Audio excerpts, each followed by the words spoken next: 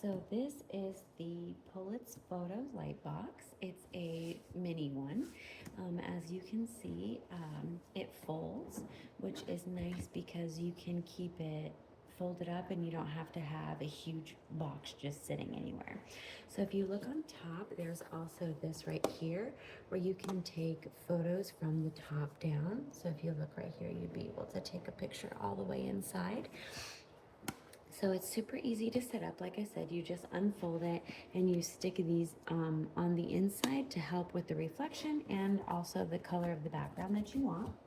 It does come with a little handheld power thing. So it's just plus and then minus is the brightness and decreasing brightness for the light inside.